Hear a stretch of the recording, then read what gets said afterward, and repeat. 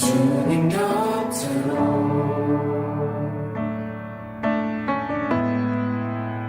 날 이끄소서.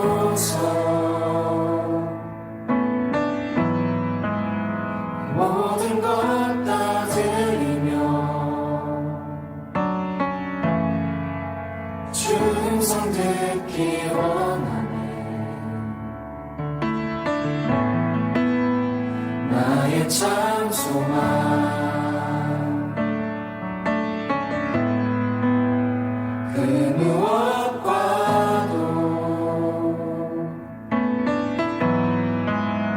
바꿀 수 없는 주 사랑,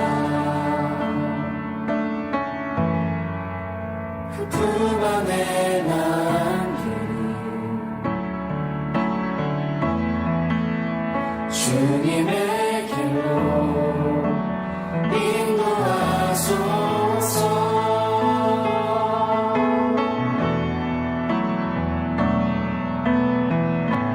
주님만이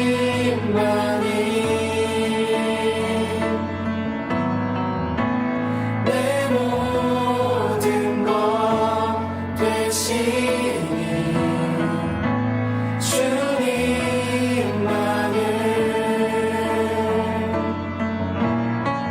더 알게 하소서. 주님만이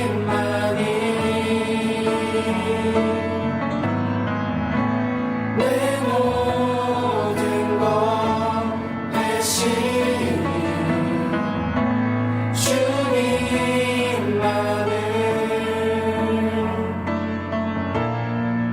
더 알게 하소서.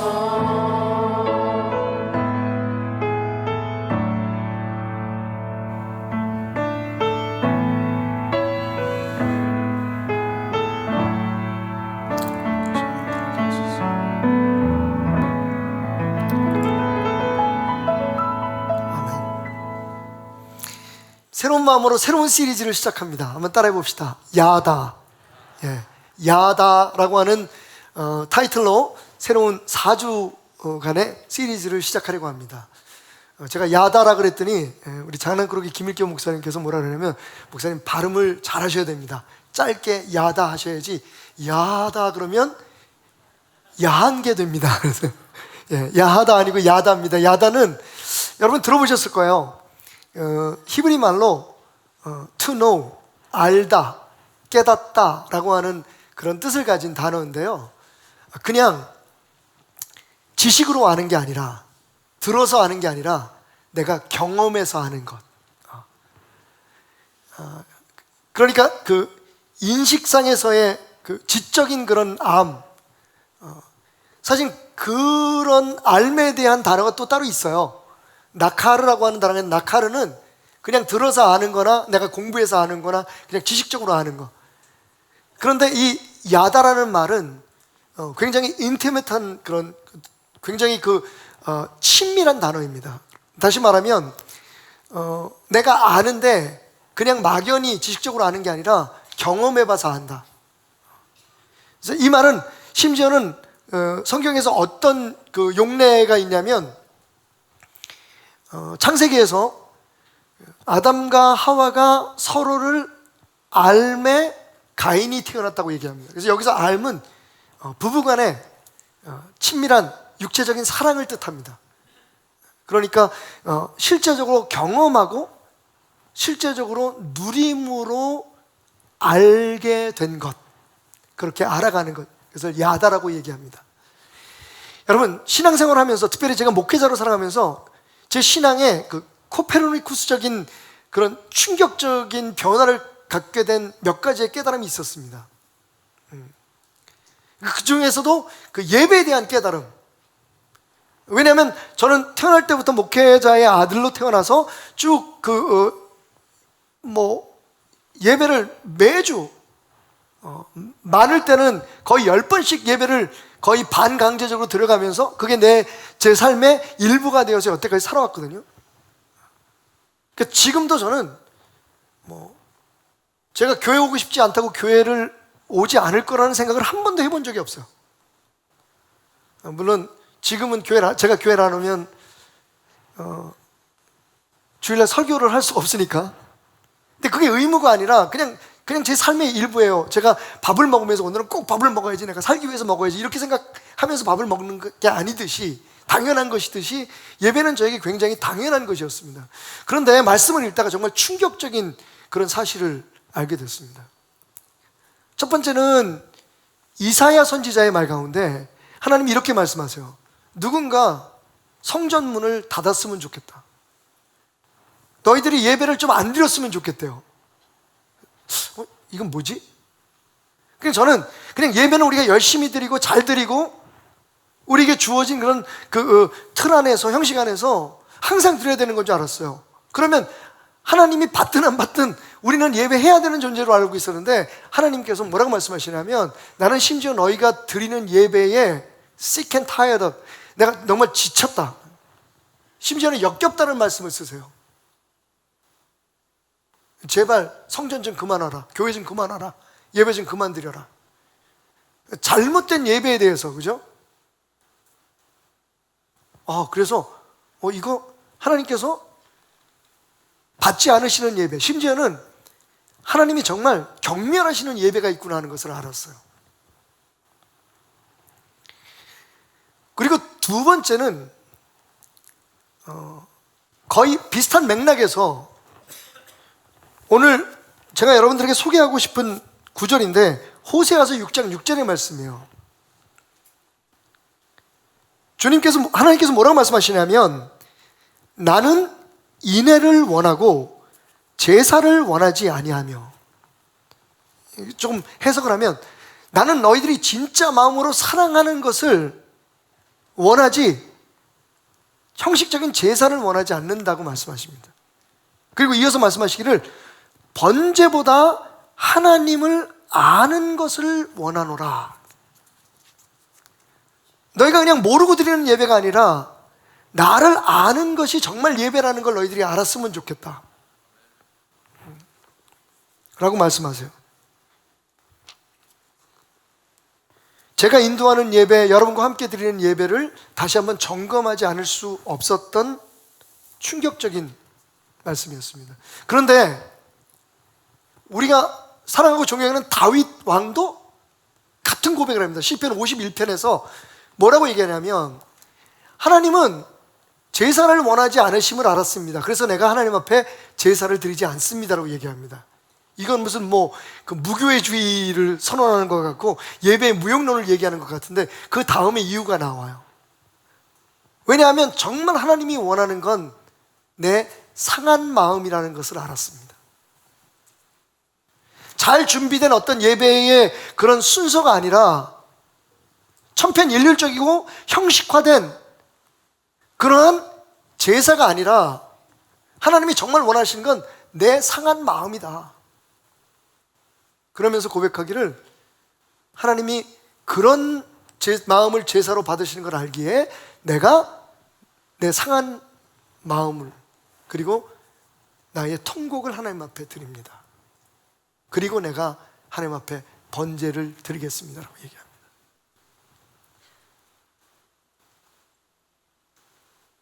여러분, 왠지 모르게 설득력이 있어요. 아니, 설득의 문제가 아니죠. 하나님이 하신 말씀이니까. 분명히 우리가 알아야 될 건, 우리가 지금 그분을 알고 그분을 예배하고 있느냐 하는 거예요. 어느 정도로 하나님께서 예배에 대해서 민감하시냐면, 예수님의 말씀 가운데 영과 진리로 예배하는 자를 하나님께서 찾아오신다 그랬어요. 사실은 우리가 생각할 때 예배는 우리 쪽에 어떤 주도권이 있는 것처럼 생각해요. 우리가 준비하고 그리고 계획하고 짜놓은 그런 형식에 따라서 하나님을 어떻게 기쁘게 해드릴 수 있는지 우리가 노력하고 애쓰고 헌신하는 것이라고 생각하지만, 사실은 여러분, 이 예배에 대해서 더 진지하고 더 가슴 뛰시는 분은 하나님이세요. 왜냐하면 하나님께서 직접 예배를 찾아오신대요. 아멘. 그럼 우리는 그 하나님이 찾으시는 예배가 뭘까라는 것을 생각해야 돼요. 나아가서 정말 그 하나님이 누구신가, 하나님은 우리와 어떤 관계를 맺고 싶어 하실까 하는 것을 알아야 된다는 거죠. 근데 그게 그냥 지식적으로 아는 게 아니라 누구에게 들어서 배워서 책을 읽어서 아는 게 아니라 정말 우리의 삶 속에 하나님을 경험하고 하나님을 체험함으로 아는 지식, 야다.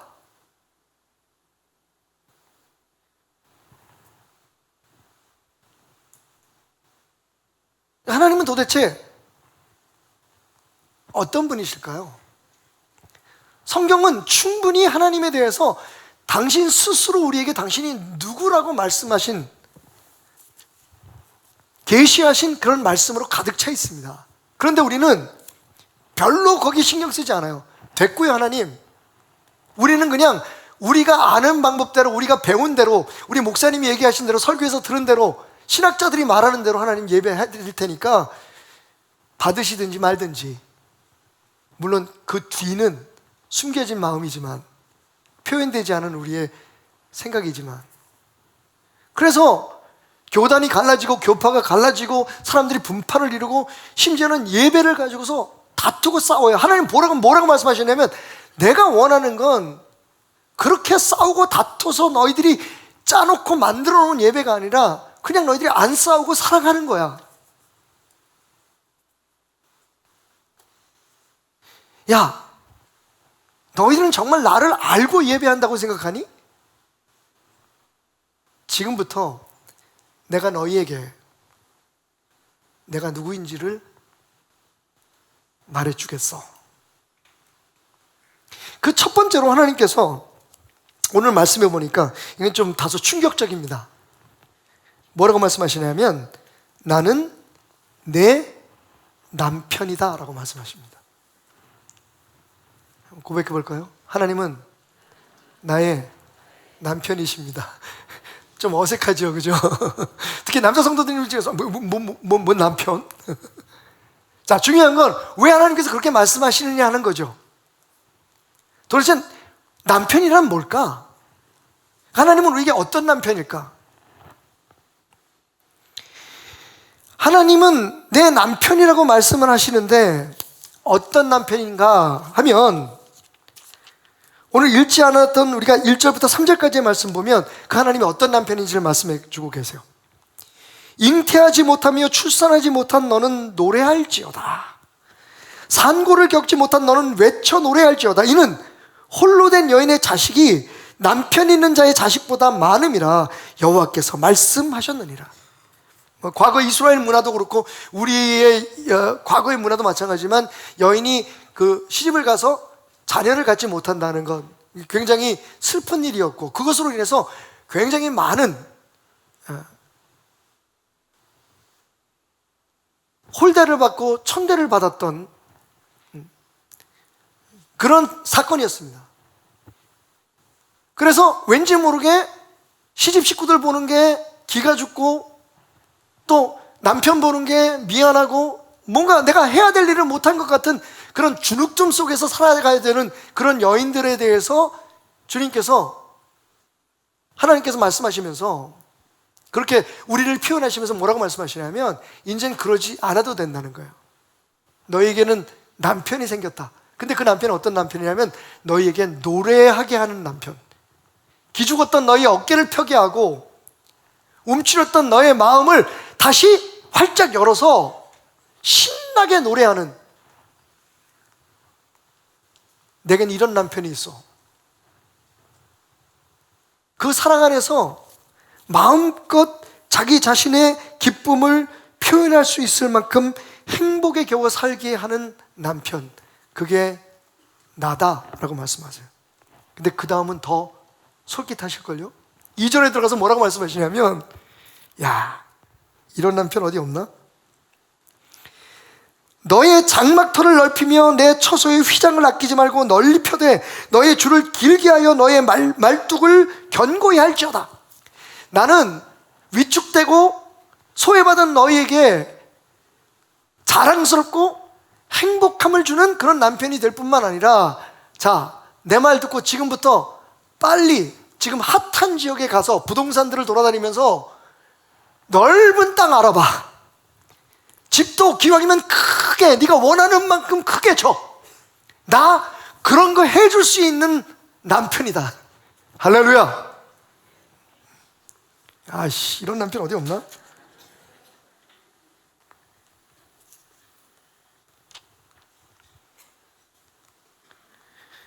그런데 여기에 더해서 한 가지 더, 남편이신 하나님은 어떤 남편이신가 하면요, 오늘 4절 말씀에 보면 이렇게 말씀하시잖아요. 두려워하지 말라, 내가 수치를 당하지 아니하리라. 아내인 우리가 내가 수치를 당하지 않도록 든든하게 내 편이 되어주는 남편, 이름만 남편이지 내 편. 또 말하기를 놀라지 말라, 내가 부끄러움을 보지 아니하리라. 네가 내 젊었을 때의 수치를 잊겠고 과부 때의 치욕을 다시 기억함이 없으리라. 그러니까 결혼한 여인의 입장에서 과부가 된 건 큰 슬픔입니다. 근데 이제 더 이상 너는 과부 아니야. 더 이상 너에겐 부끄러움도 수치, 지난날에 네가 무슨 잘못을 했든 혹은 너의 삶에 어떤 부족함이 있어서 그것 때문에 수치스럽고 부끄럽고 외롭고 소외된 삶을 살았는지 모르지만 이제부터는 그러지 않아도 돼. 빨리 가서 집 알아봐, 땅 알아봐. 사람들이 어깨에 힘을 주고 노래하며 걸어가는 우리를 보면서, 아니 원래 저 사람 남편 없었잖아. 저 사람 옛날에 뭐 실수한 것 때문에 주눅 들어서 살았던 거 아니야? 집에도 잘 안 나오고 그러던데. 저 사람은 자기 시집에서도 인정 안 해준대. 뭐 이런 수치를 당하면서 살았는데, 갑자기 어깨를 펴고 노래를 부르며 흥얼거리면서 대로변을 활보하는 우리의 모습을 보면서 사람들이 얘기하는 거죠. 뭐야? 저 사람 무슨 일이, 웬 복이 터졌대? 그럴 때 얘기를 하는 거죠. 몰랐어? 남편 생겼대. 근데 그 남편이 엄청난 분이야. 하나님께서 지금 우리에게 그걸 말씀하시는 거예요. 나는 너희의 지난날의 수치와 슬픔들, 위축됨과 두려움, 이 모든 것들을 해결해 줄 수 있는 당당하고 능력 있는 너의 남편이다. 아멘. 여러분, 그러면 도대체 남편이다라고 말씀하신, 내가 너의 남편이 되어 주었다라고 말씀하시는 이 말씀에 담긴 하나님의 진짜 의도가 뭘까요? 되게 복잡한 관계를 만드셨잖아요, 지금. 그죠? 아니, 지난주에는 하나님이 우리 아버지라 그러더니 갑자기 남편이라 그러더니.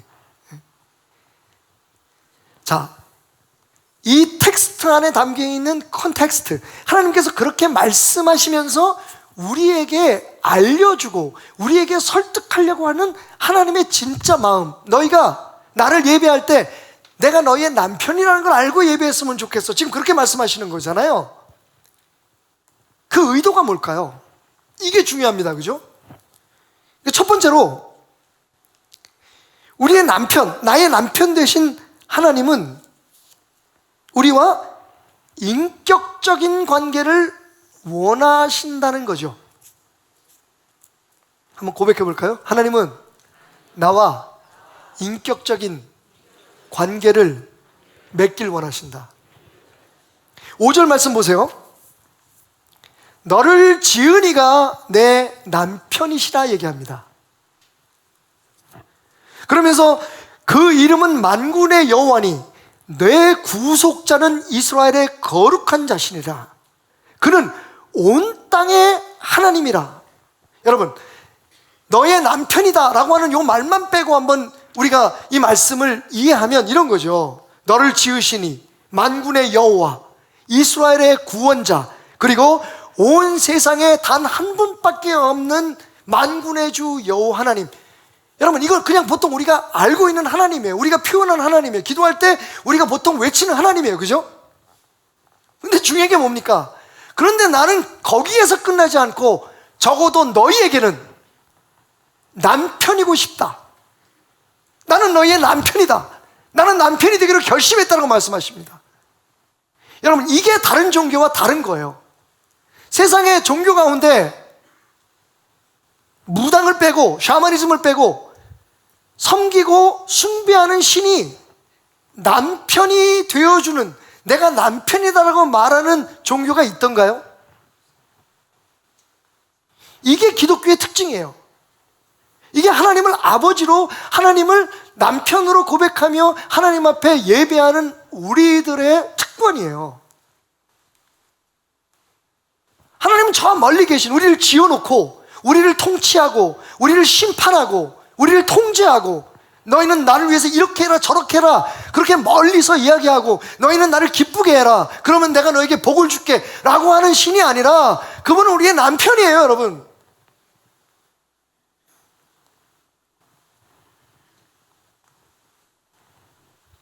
우리와 한 이불을 덮고 자고,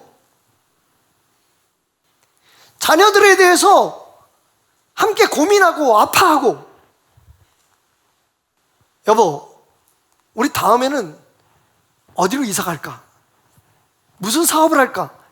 같이 삶의 계획을 나누고, 나아가서 힘들고 어려울 때에 서로의 마음들을, 그 아픔들을 나눌 수 있는 남편이에요. 여러분, 남편. 나는 너희에게 그런 존재가 되고 싶은데 너희는 알겠니? 여러분, 그 사실을 알게 되면 우리의 예배하는 자세와 우리의 하나님에 대한 신앙의 자세가 어떻게 달라질까요? 좀 더 친근해져야 되지 않을까요? 모르겠어요. 여러분, 남자로서 사실 아내들이 남편에 대해서 어떤 마음을 가지고 있는지 정확히 알지는 못하지만, 그래도 37, 8년간의 결혼 생활을 통해서 남편과 아내가 얼마나 친근한지는 알아요.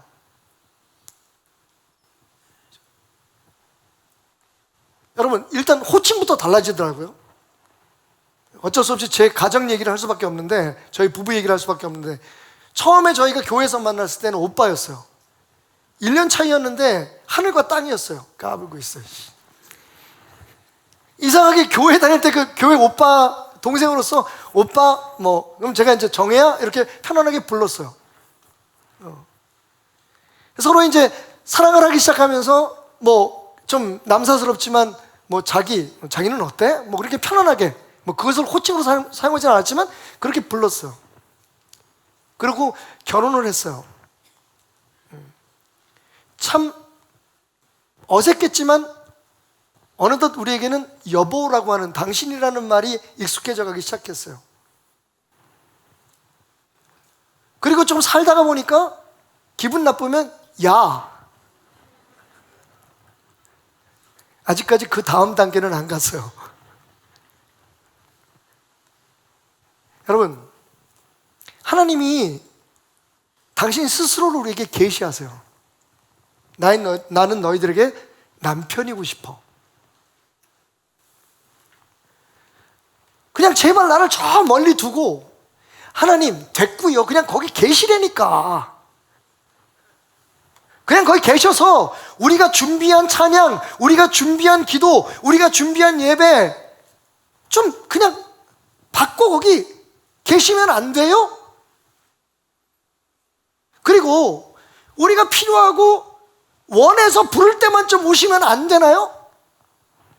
주님 말씀하세요. 아니, 나는 너하고 매일매일 같은 집에서 같은 상에서 밥을 먹고 같은 이불을 덮고 사랑하기를 원하고, 고민 있으면 같이 나누고, 계획 있으면 함께 진지하게 생각하며 살아가고 싶어. 근데 니네들은 일주일에 한 번, 두세 번 그냥 교회 와서 나를 예배하는 것으로 나와의 관계가 아름답게 정상적으로 이루어지고 있다고 생각하고 있니? 여러분, 저는 하나님이 좀 여러분들에게 편해지셨으면 좋겠어요. 물론 위험은 있어요. 그래서 그럼 교회 뭐하러 나와? 예배 드릴 것도 없네. 매일 삶 속에서 하나님 나와 함께 하시는데, 제가 이렇게 용기를 내서 말씀드릴 수 있는 건, 이미 우리는요 하나님을 너무 어렵게 예배하는 데 익숙해져 있어요. 딱 정해진 틀 안에서 하나님을 만나야 된다는 데 익숙해 있기 때문에 조금 편해져도 괜찮을 것 같아요. 오늘 우리가 예배 드릴 때도 하나님이 지금 여러분 곁에 계시고 여러분 안에 계시고 여러분이 찬양할 때 함께 찬양하고 여러분이 기도할 때 여러분의 기도와 함께하고 계신다는 걸 생각하시나요? 우리는 다 하나님이 저기 계셔서 지금 우리의 예배를 받으시고 그래서 잘해야 되고 뭐가 좀 잘못되면 트집을 잡고 그건 아니라고 생각하고 다르면 넌 니네들끼리 예배 드려, 난 우리들끼리 예배 드릴게, 너는 장로교회, 나는 순복음교회 할게, 이렇게 나누잖아요. 그죠?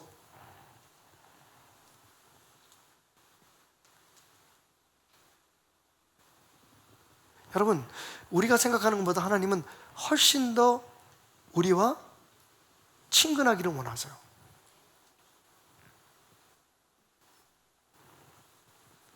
부부간에 좀 상처가 되는 게 뭡니까? 네 돈 내 돈 따지는 거죠. 그죠? 사실은 저는 그래서 우리가 이제 그 헌금할 때 되게 많이 신경 많이 쓰잖아요. 어느 정도 하는 게 맞을까 막 되게 고민을 많이 해요. 근데 한 가지 재밌는 건 여태까지 교회에서 이렇게 설교하는 사람을 한 번도 못 들어봤어. 그래서 오늘 제가 용기를 내서 할게요. 이번에 우리가 재직 후보들을 뽑을 때 11조 당연히 보지 않을 수가 없죠. 11조가 전부는 아니지만 그래도 교회에 대해서 이분이 신앙에 대해서 어떤 신앙생활을 하고 있는지 그거를 보지 않을 수가 없습니다. 근데 제가 그랬어요. 장로님들한테 저는 예외를 두고 싶습니다. 예외가 아니라 사실 그게 자연스러운 걸 생각했어요. 계속 열심히 헌금을 하다가 어느 순간부터 11조를 못 하시는 분이 계세요. 왜 그럴까요? 어렵잖아요, 삶이. 그렇다고 해서 그분의 믿음이 작아진 걸까요? 저는 그렇게 생각하지 않아요.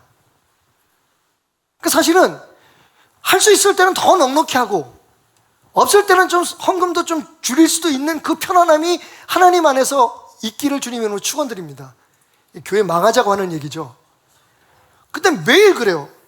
어떻게든 해라. 죽어라도 해라. 빚을 내서라도 해라. 아니 진짜 남편이 그걸 원하겠어요? 이거 또 성도들이 용기 얻으면 안 되는데. 그러니까 처음부터 하나님 앞에 무슨 헌금할 때 계산하는 것도 좀 그 버릇 좀 고치고요. 뭐 마치 무슨 거래하듯이 하는 그런 자세도 고치고. 대신 여러분 너무 힘들고 어려우면 11조 좀 못해도 돼요. 중요한 건 마음이잖아요, 마음. 그거 가지고 이게 좋은 표현인지 모르지만 가오 잡으려고 그래.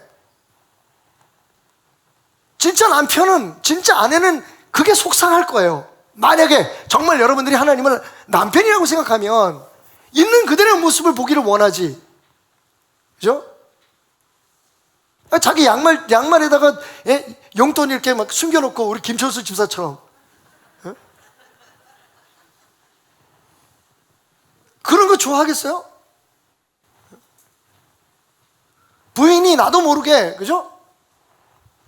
친정 식구들 막 도와줘. 얘기하면 되잖아. 근데 그게 왜 그렇게 불편했을까요? 그거 가지고 싸우는 집들 많이 봤어.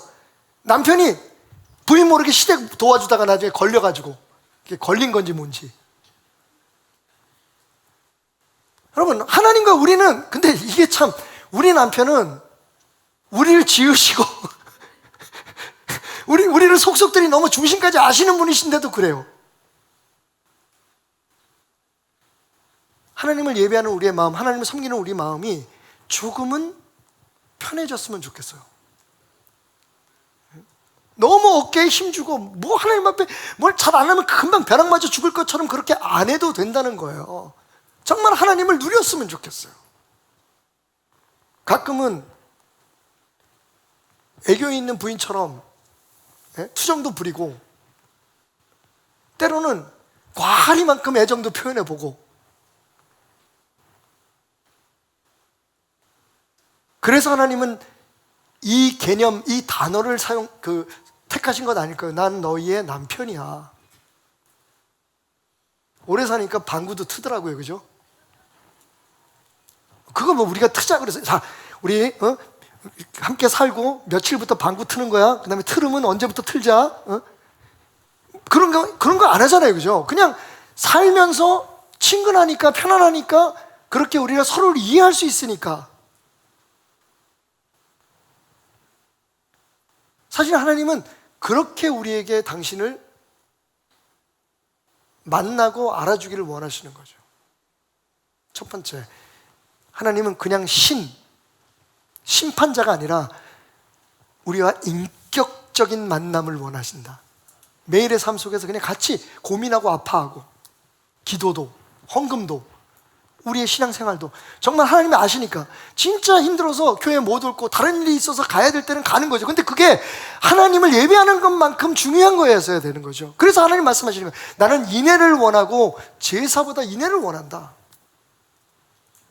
교회 오다가 누가 길거리에 쓰러져서 아파요.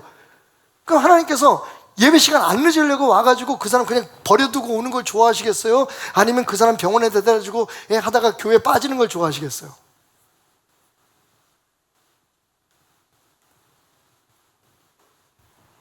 헌금을 한 번을 드려도 여러분 정말 마음속에서 하나님 너무 감사해서 이렇게 드리는 헌금을 원하시겠어요? 아니면 계산해서 내가 10의 1조라면 하나님께서 내 창고를 채워주시겠다 이 계산을 하면서 하나님 앞에 예물 드리는 걸 좋아하시겠어요? 때로는 없는 돈 드릴 수도 있겠죠. 근데 그게 마음에서 우러나서 하는 거면 얼마나 복이 되겠어요? 하나님이 얼마나 축복해 주시겠어요? 근데 억지로 누구에게 보이려거나 혹은 내 마음에 그게 족쇄가 돼가지고 나 이거 안 하면 벌 받을 것 같아, 뭐 이래야 마치 하나님을 제대로 예배하는 것 같아. 그래서 그렇게 해서 드리는 예물은 하나님 기뻐하실까요? 제 말씀은 그거예요. 하여튼 또 헌금 얘기 잘못해가지고 오늘 꺼내는 게 아닌데, 이게 진짜 마음을 드리라는 거예요. 그죠? 주님이 원하는 게 형식적인 예배, 잘 꾸며진 예배가 아니라고 말씀하시잖아요. 그 안에 담겨있는 너희의 마음, 나는 차라리 너희의 상한 심령과 애통하는 마음을 기쁨으로 받는다.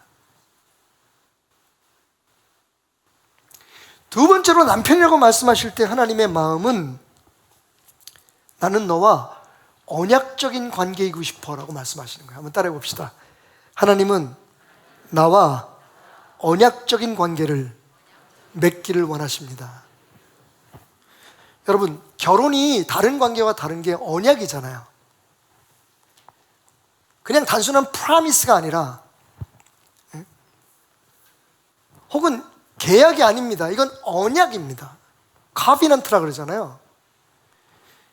언약은 깨질 수 없는 겁니다. 우리가 깰 수는 있어요. 그래도 언약은 원래 남아있는 겁니다. 그래서 우리가 결혼할 때 서로 혼인 서약하잖아요. 서약. 그럴 때 하는 말이 죽음이 우리를 갈라놓을 때까지 내가 당신의 남편으로서, 내가 당신의 아내로서 책임과 의무를 다하겠습니다. 저는 그 뒤에 항상 그 문구를 하나씩 더 집어넣었어요. 하나님 나를 도우소서. 근데 그게 우리 뜻대로 잘 안 되더라는 거죠. 그래서 때로는 서로 다투고 싸우고 그래서 헤어지기도 하고 여러 가지 문제가 생기지만, 그래도 여러분, 왜 이 이혼에 대해서 우리가 예민하고 결혼에 대해서 중하게 생각하냐면 그게 언약이기 때문에 그래요. 그래서 성경은 분명히 얘기하잖아요.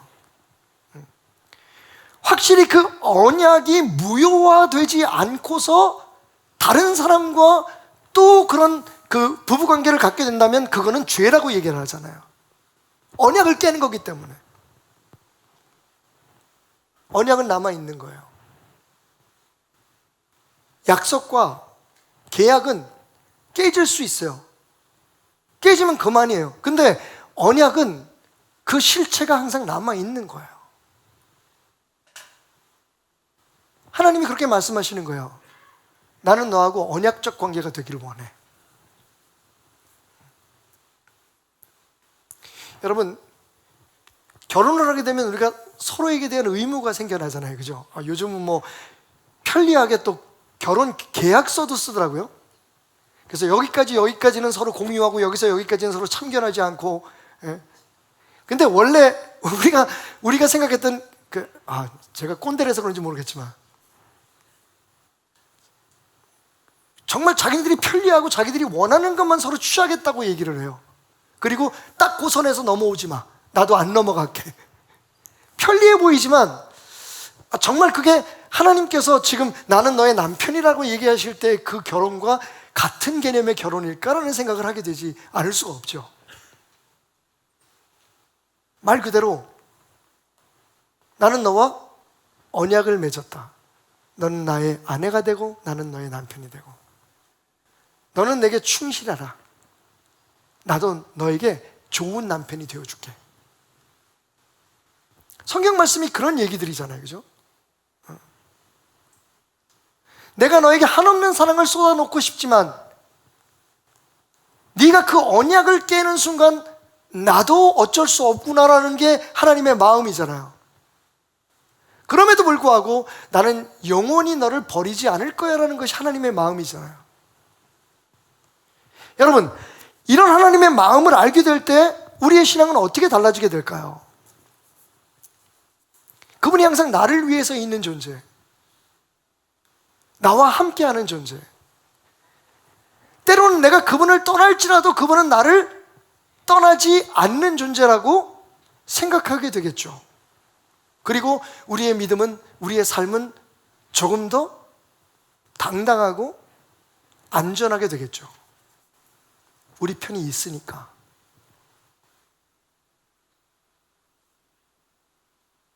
나와 언약을 맺으신 그분이 나의 남편으로 나를 지키고 계시니까.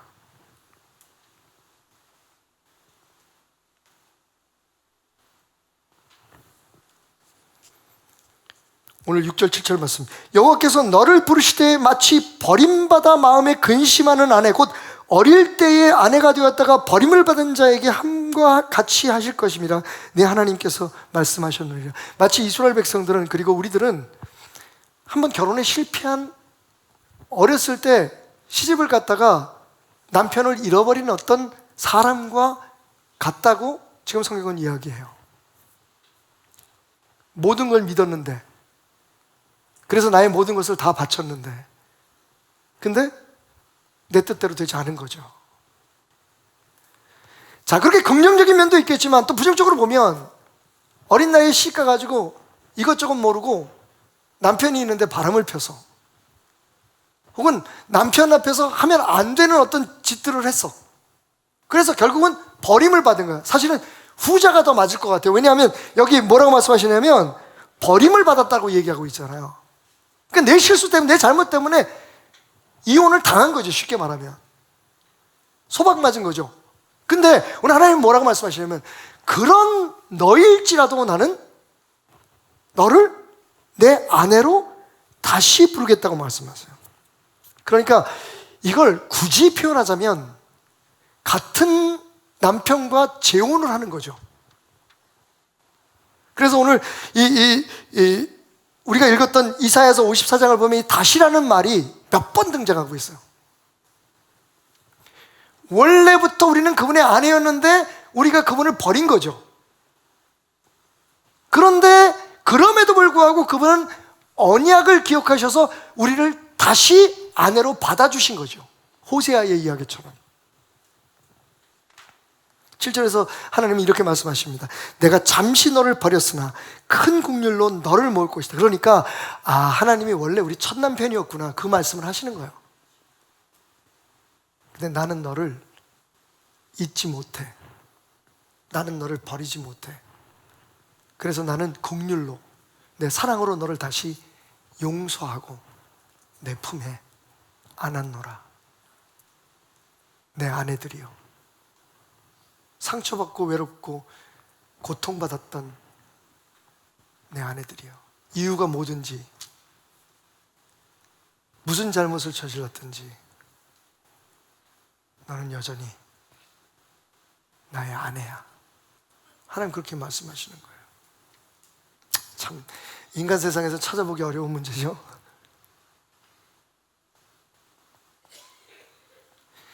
마지막 세 번째로 내가 너의 남편이라고 말씀하시는 때는, 그래서 하나님은 우리가 불가분한 관계를 맺기를 원하시는 거예요. 끊을래야 끊을 수 없고 떠날래야 떠날 수 없는 관계, 불가분, 나누어질 수 없는 관계. 따라합시다. 하나님은 나와 불가분의 관계를 원하십니다.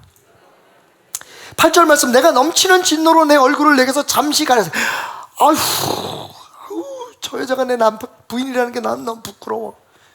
저 사람이 내 남편이라는 게 너무 쪽팔려. 얼마나 하는 짓이 그랬는지 하나님께서 남편이 눈을 가릴 정도로, 보기 싫을 정도로 그런 마음을 품은 적이 있었다는 거예요. 그런데 영원한 자비로 너를 긍휼히 여기리라. 너의 구속자 여호와께서 말씀하신, 내 말 잘 들어. 솔직히 나는 네가 한때 보기 싫을 때가 있었어. 너무 속상할 때가 있었어. 내 사랑을 너무 몰라주고 내 마음을 너무 몰라주는 네가 정말 야속하고 미울 때도 있었어. 하지만 너와 나는 결국 절대로 분리될 수 없는, 그 세상 무엇도 로마서 8장에 나오는 것처럼 내 사랑에서 너를 끊어낼 수 있는 것은 없더라. 내가 너를 내 아내로, 내 사랑으로 결심하고 사랑하기로 결정한 그날부터 너와 나는 한 몸이어서 너와 나는 떨어질 수 없는 부부였지. 하나님 그 말씀하시는 거예요. 자, 이 사실을 우리가 알고 하나님은 오, 그런 마음을 가지고 계셨네? 라는 것을 알면 하나님에 대한 우리의 태도가 어떻게 달라질까요? 적어도 우리가 실수하고 잘못하는 일은 있어도 그분에게서 떠나가진 않겠죠. 어쩔 수 없이 인간이기 때문에, 우리의 연약함 때문에 죄를 짓고 잘못을 했어도 다시 돌아갈 수 있는 내 사랑이 있다는 것을 알고 포기하지 않고 힘을 내겠죠. 그분의 사랑이 나를 포기하지 않는 한 말이죠.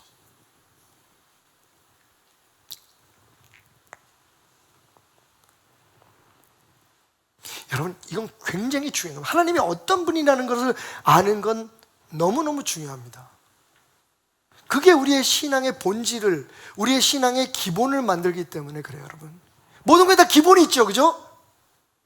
여러분, 기본 모르세요? 맥주 한 병에 안주, 마른 안주 3개. 술집에도 기본이 있는데, 여러분, 그분과의 관계에 있어서 기본이 있잖아요. 근데 그 기본이 무엇을 바탕으로 합니까? 우리를 향한 그분의 사랑을 바탕으로 하잖아요. 그분은 얘기를 해요. 나는 너희를 정말 친근하게 매일매일 삶 속에 동행하고 같은 집에서 살고 같이 숨쉬고, 그리고 이렇게 주일날 예배할 때 다 같은 입장에 같은 마음을 가진 사람들이 모여서 서로를 격려하고 위로하고 사랑하면서 나와 함께 행복한 잔치를 해주는 걸 나는 원해. 근데 너희는 왜 항상 나를 저기 멀리 있게 하니? 왜 나를 정말 저 한없는 끝에 있는 신처럼, 다른 종교의 신처럼 나를 그렇게 어렵게 대하니? 하나님은 우리에게 말씀하고 계실까요? 야, 실수할 수 있어, 잘못할 수 있어. 하지만 잊지 마라. 네가 잘못한 것 때문에 버림받진 않아. 잘못했을 때 회개하고 내게 돌아오지 않는 것 때문에 버림받는 거지. 나는 항상 여기 있어. 너의 행위, 너의 잘못과 관계없이, 너의 죄와 관계없이 나는 항상 여기 있다. 돌아오기만 하면 너와 나는 절대로 끊을 수 없는 부부 같은 관계이기 때문에 그래. 여러분, 그 안에서 우리가 용기를 내고 힘을 내서 정말 하나님을 편안하게, 지금보다는 훨씬 더 편안하게, 억지로 그분에게 잘 보이거나 혹은 그분이 가지고 있는 무엇인가를 얻어내기 위해서 규율을 만들어서 규칙을 만들어 놓고 그것을 지키려고 하는 그 부담감에서 그분을 믿는 게 아니라, 하나님한테는 이만큼을 드리면 좋아할까? 내가 시간을 얼마나 마치면 될까? 내가 어떤 봉사를 하면 하나님이 더 좋아할까? 그게 아니라 정말 그분 안에서 그분이 주시는 마음으로 그분 사랑을 누리면서 편안하게 예배하고 즐겁게 섬기고, 나의 모든 것이 그분의 것임을, 그분이 주셔서 누리는 것임을 깨닫고, 그리고 나아가서 그분 안에서 장막터 넓히려고 하니까, 넓은 땅 보라 그러니까 꿈을 꿔가면서 그렇게 살아가는 것, 그게 하나님께서 우리에게 원하는 것이 아닐까요? 종교가 아니라 삶으로서의 신앙 말이죠. 정리하겠습니다. 오늘 야다, 우리가 알자 라고 하는 그런 주제를 가지고 시작한 첫 번째 시간, 하나님은 우리의 남편이시다 라고 하는 말씀을 여러분과 나눴습니다. 하나님은 우리와 인격적이고 친밀한 관계를 갖기를 원하십니다. 종교적이고 형식적인 관계가 아니라. 두 번째로, 하나님은 항상 그분의 언약이 변치 않음을 우리에게 기억하기를 원하십니다. 우리의 잘못이 문제가 아니라 진짜 잘못은 하나님께 돌아가지 못하는 게 잘못이라는 것을 알기를 원하시죠. 그러면서도 말씀하십니다. 내가 너희를 위해서 죽기까지 너희를 사랑함으로 너희와 나는 떨어질 수 없는 존재가 되었다. 나는 너희 안에, 너희는 내 안에. 너희가 나를 몰라주고 인식하지 않는 이 순간에도 나는 지금 너희 안에 있다. 너희는 내가 거하는 집, 성전이다. 여러분, 중요한 건 그것을 알면 우리의 예배, 우리의 삶이 어떻게 달라질까요? 훨씬 더 하나님을 친근하게, 편안하게, 그리고 나는 이렇게 믿어, 너도 이렇게 믿어, 서로를 강요하거나 강제하지 않고 어떤 틀에 묶이지 않는. 어떤 사람은 크게 노래 부를 수도 있고, 어떤 사람은 작게 부를 수도 있고, 어떤 사람은 일어서서 찬양할 수도 있고, 어떤 사람은 앉아서 찬양할 수도 있고, 어떤 사람은 통성으로 기도할 수 있고, 방언으로 기도할 수 있고, 어떤 사람은 그렇지 않을 수도 있고. 이 모든 것들이 하나님 안에서 그 사람의 문제잖아요. 근데 우리는 자꾸 그걸 통제하려고 해요. 왜? 기본이 있으니까. 맥주 한 병, 자꾸만 이거 생각하니까 기본도 못해. 기본은 우리가 우리 하나님 사이에서 그 관계를 깨달을 때 아는 거죠. 여러분, 하나님 안에서의 기본은 사랑입니다. 하나님 안에서의 사랑은, 기본은 거침없이 그분의 은혜를 누리는 겁니다.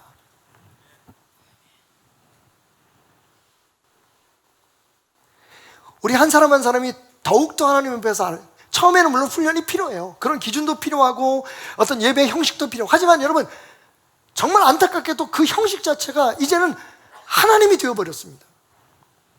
우리가 드리는 예배가 이게 하나님이 되어버렸어요. 하나님은 그래서 말씀하십니다. 나는 원래 이 예배보다 너희들을 원했어.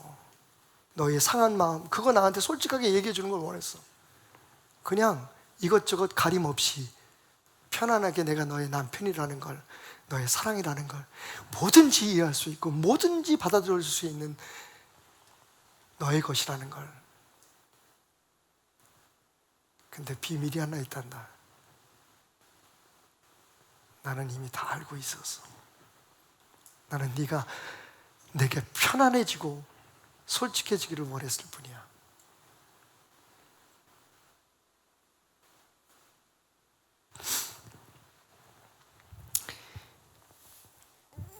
목사가 자꾸만 드라마 얘기를 해서 죄송합니다만 최근에 그냥 시간 때우기로 편안하게 봤던 드라마가 있었어요. 그 법대로 사랑하라는 드라마 혹시 보신 분들 계신지 모르겠는데,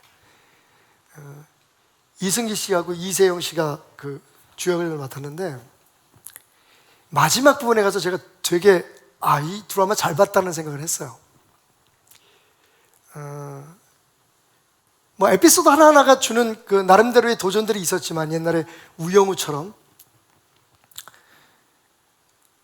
이승기가 이세영 씨한테 프로포즈를 합니다. 17년 동안 마음으로 사랑하면서 멀리서 지켜보고 도와주고 정말 키다리 아저씨처럼, 그림자처럼 그녀를 지켜왔던 그 남자가 이제 용기를 내서 이제는 결혼을 해달라고 요청을 합니다. 근데요, 그 여자 주인공 이세영 씨가 굉장히 지적인 것 같아요. 논리적입니다. 뭐라고 얘기하냐면, 내 대답은 노야. 그러면서 이유가 뭐냐면요, 여러분, 결혼이라는 건 우리의 기대 수명이 50세 정도 됐을 때에나 있었던 제도지. 지금 우리는 100살을 살아야 되는데 100살을 살면서 내 마음이 변하지 않을 거라고 어떻게 장담할 수 있어?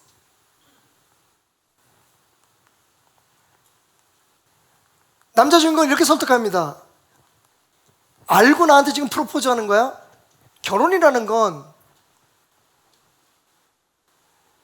동침과 노동과 협조를 전제로 한 계약이야. 근데 사람이 마음이 바뀔 수 있잖아. 같이 잠자고 싶지 않을 때도 있고, 밥 해주기 싫을 때도 있고, 돈 벌어서 내가 이 사람한테 다 줘야 되나는 생각이 들 때도 있고. 그런데 일단 법적인 제도 안에서 결혼을 하면 우리가 그렇게 변했을 때도 우리 마음이 달라지고 약속을 지키지 못할 때는 어떡할 거야? 그래서 나는 그냥 너하고 그냥 사랑하고 싶어. 우리 결혼을 하지 말자. 이거예요. 남자 주인공이 너무 사랑하니까 그 상황에서 어떻게 설득이 안 되니까 받아들입니다. 알았어. 그러면 내가 내 약속을 꼭 지킬 수 있을 때까지 기다릴게. 그리고 한 걸음 물러나죠. 그리고 이제 드라마가 진행이 되고 이제 맨 마지막 편에 와서 여러 가지 일들이 이제 진행된 후에 이 여자 주인공이 사고로 남편을 잃고 다시 재혼해서 다른 남편과 살고 있는 엄마하고 정말 오랜만에 같은 침대에 누워서 삶에 대한 이야기를 하죠. 근데 이세영 씨가 엄마한테 묻습니다. 엄마는 정말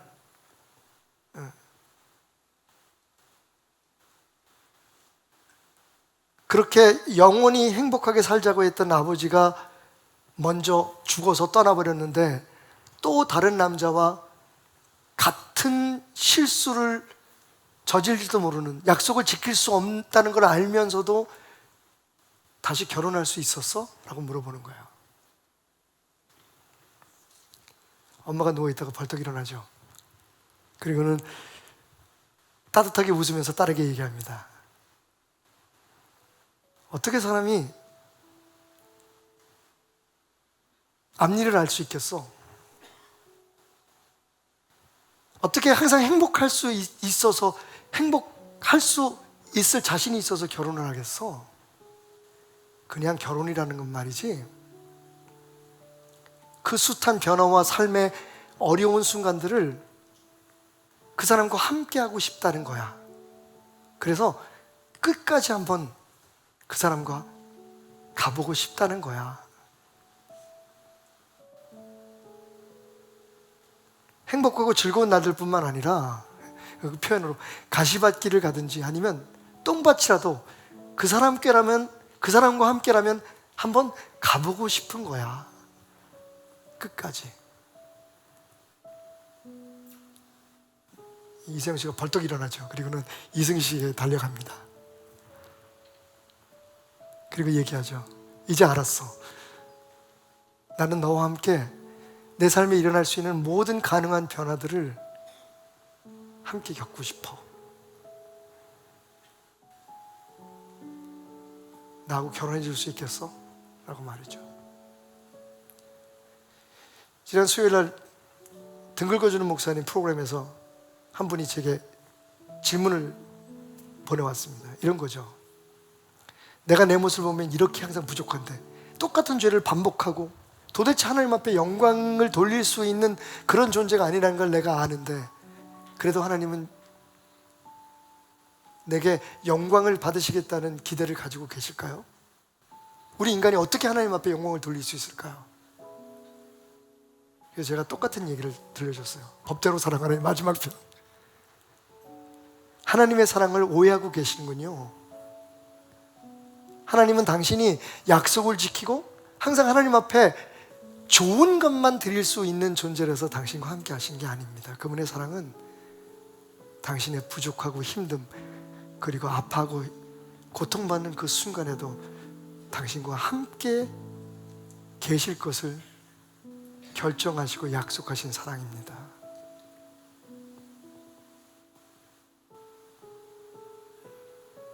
여러분, 우리도 그런 마음으로 우리를 사랑하시는 하나님과 이렇게 한 번쯤 다시 다짐해야 되지 않을까요? 그래서 나는 당신과 함께 끝까지 가겠습니다. 때로는 당신한테 섭섭할 때도 있어요, 하나님. 때로는 당신 때문에 힘들 때도 있습니다. 그리고 솔직히 그보다 더 제가 얼마나 당신의 마음을 아프게 합니까? 매일 내 고집 부리고 내가 아는 대로, 내가 믿는 대로, 내가 옳다고, 내가 정의라고 하나님 앞에 그렇게 대들고 속썩이면서 하나님을 아프게 하지만 그래도 당신이 세상 끝날까지 나와 함께 내 사랑으로 가시겠다 하니 나도 그렇게 그 사랑 믿어 힘입어 당신과 함께 가겠습니다. 우리 결혼합시다. 하나님 말씀하실 겁니다. 너는 이미 내 사랑, 내 생명까지도 아낌없이 바칠 수 있는 나의 아내였단다라고 말이죠. 여러분 조금만 더 편해집시다.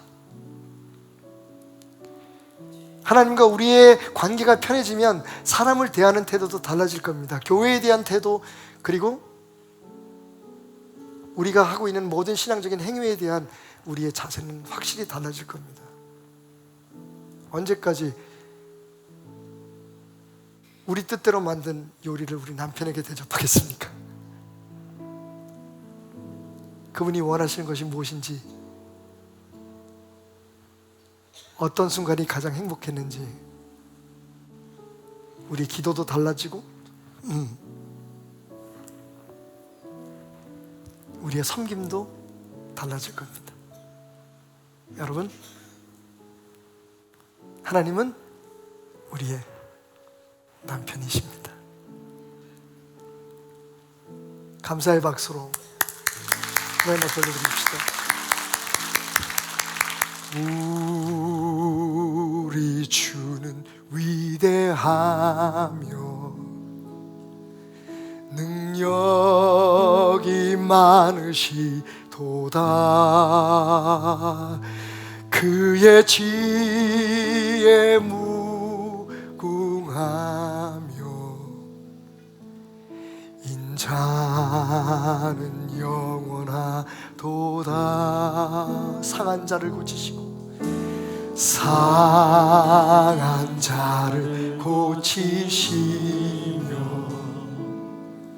상처를 싸매시도다. 별들의 수를 세시며 이름을 붙이셨도다. 그가 구름으로 하늘을 덮으시며 땅을 위하여 비 준비하시니 예루살렘아 내 사랑아 여호와를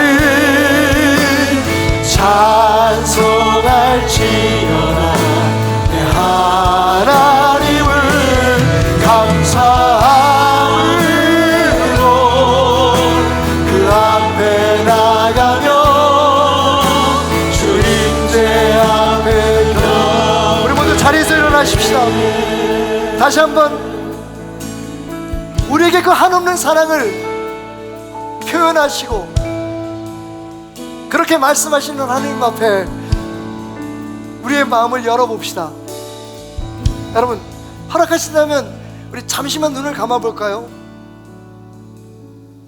혹시 제가 여러분들에게 이렇게 질문하는 것을 허락해 주시기 바랍니다. 여러분이 하나님 하면 여러분의 떠오르는 이미지는 뭔가요? 여러분에게 하나님은 어떤 분이셨나요? 오늘처럼 이렇게 친근하고 가까이 우리 있는 모습 그대로를 사랑해 주실 수 있는 분이라는 생각 가지셨나요? 뭔가 의무감으로라도 해야 되고, 그리고 내가 잘못하면 그냥 두지 않고 심판하시는 분. 근데 내가 막 잘해서 만족시켜드리면 뭔가 나한테 과분할 만큼의 축복을 주실 분. 여러분이 잘하고 못함에 따라서 그분의 마음이 변할 수 있는 분이라고 생각하셨나요? 우리 주는 위대하며 능력 능력이 많으시도다. 그의 지혜 무궁하며 다 알고 계십니다. 인자는 영원하도다. 그래도 우리를 사랑하시지 않습니까?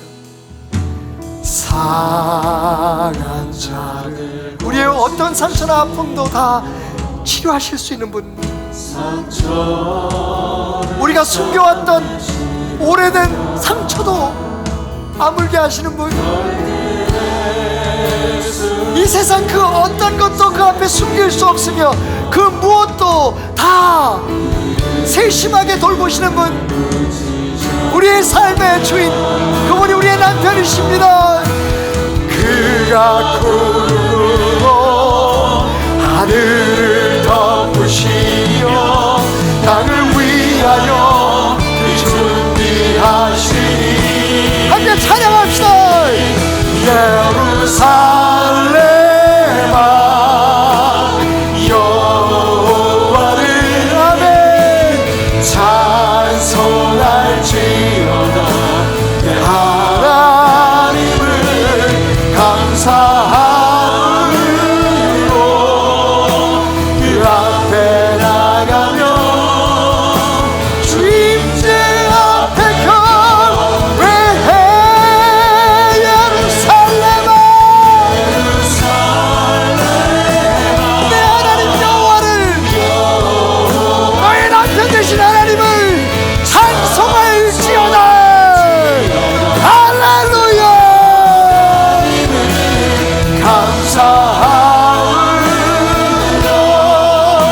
주 앞에 나가며 주임제 앞에 경배. 한번 더 고백합시다. 예루살렘아 예루살렘아 여호와를 찬송할지어다. 내 하나님을 감사함으로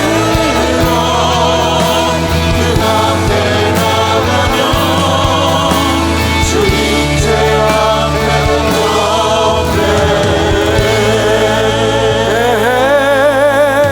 주임제 앞에 경배. 주임제 앞에 경배.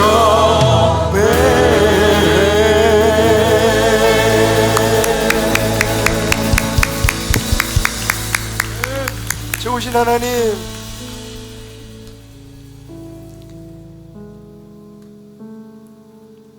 나태주 시인의 시처럼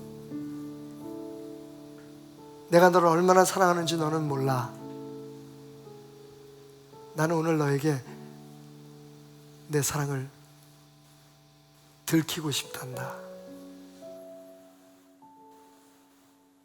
우리는 항상 보고 싶고 받고 싶고 우리가 믿고 싶은 것만 듣고 보고 바라보며 주님의 사랑을 오해하고 속단했음을 고백합니다. 하나님, 오늘 딱 걸리셨습니다. 우리가 당신의 마음을 알고 말았네요. 우리의 예배가 얼마나 딱딱하고 우리가 예배 때문에 서로 다투고 싸우고 파가 갈라지고 떠드는 것이 얼마나 주님 마음을 아프게 했을지. 마음이 상하고 아픈데도 주님 앞에 내어놓지 못하고 내 부끄러움과 내 추함을 감추려고 애썼던 우리의 모습, 종교적인 행위와 열심으로 그것을 대신하려고 했던 우리의 어리석음. 근데 주님 딱 걸렸네요. 주님은 괜찮다고, 그게 넌지 내가 알고 있었다고, 솔직히 내가 너 보기 싫을 때도 있었다고, 그렇다고 나는 너를 버리지 않을 거라고. 그게 내 사랑이라고. 십자가를 보라고.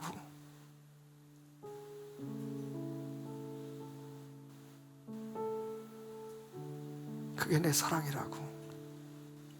주님, 그 사랑 힘입어 오늘도 예배를 드렸습니다.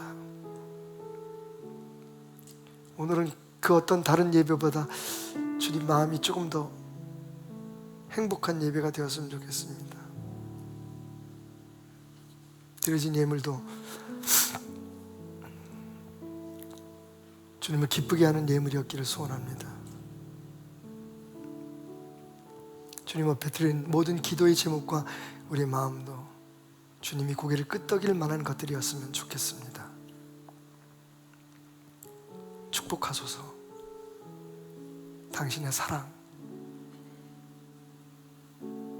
당신 심장에 꽂힌 가시 같은 그 사랑,